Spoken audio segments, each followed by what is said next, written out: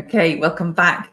Today we are talking about how to make your website look more professional, which if you've DIY'd your website may be one of those little niggles that worries you. So we are going to talk about things that you might not even realize could be damaging your sales and your conversions on your website, because your website could be your number one salesperson, or it could silently be sending people away. And the difference usually comes down to some simple things. So let's fix that.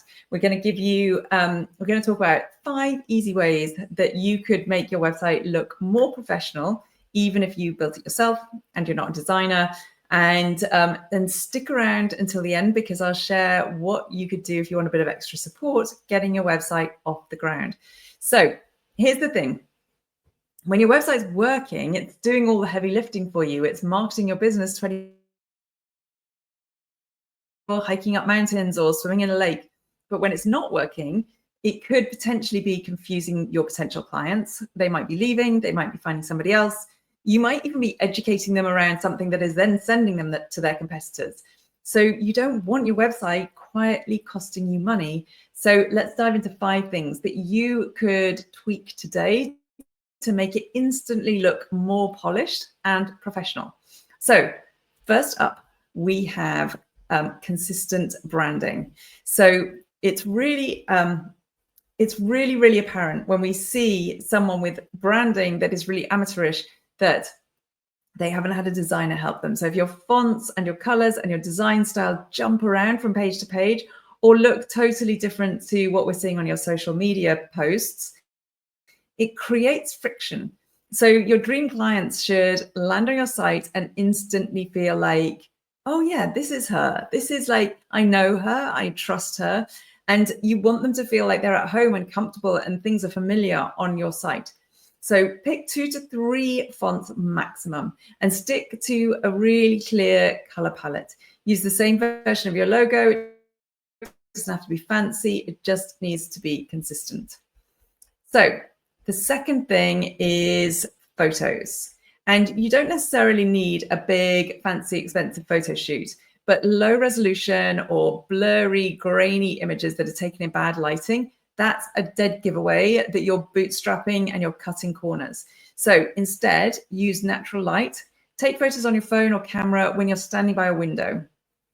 And then mix in a few styled stock images if you feel like you really need to fill the gaps. And crisp, clean imagery can really make a huge difference. Even if it's just switching out a couple of images, it can give your site an instant glow up. So give it a go. Have a look through your site. See if you can find some of those images that might be really bringing the vibe of your site down and switch them out. So the third thing is to show your face. And what I mean by this is just make sure that you are showing up, because people buy from people.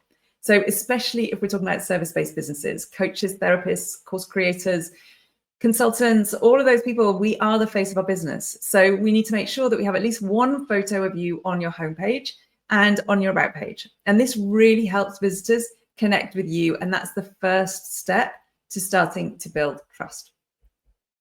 So fourth up, we have your legal basis. No one gets excited about this, but and I'm not a lawyer, obviously, but if you are running an online business, most countries are going to require that you have a privacy policy in place, and you need to have basic terms and conditions in place to protect both you and your clients.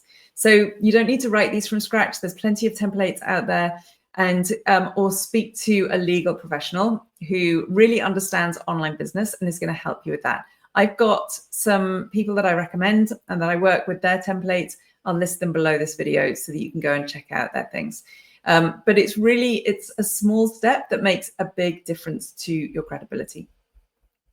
And then finally, keep it clean. So what I mean by this is you really need to make sure that you're not cluttering up your website. So if you're sitting there thinking that your website has too much on it, it's really those cluttered sites are what really scream that you have done it yourself and you DIY'd it. So give your website some breathing space. Use white space or negative space and cut out anything that isn't needed. The visitors should know exactly what you do and how to take the next step with you within 5 seconds of landing on your homepage. And less is always more when it comes to layout. So if there's anything that you're not sure of, just take it out. And if you're thinking, well, this is great, but I actually just feel really overwhelmed and I want someone to show me what goes where, that's literally what I do.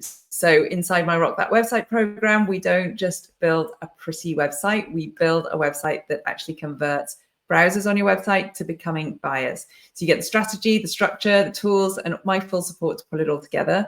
And I've got a new group starting soon. So if you are interested, please reach out to me. You would be so welcome to join us. So a quick recap, 5 ways to make your site more professional: consistent branding, high quality photos, your friendly face, legal pages, and a clean layout with space for all of the content to breathe.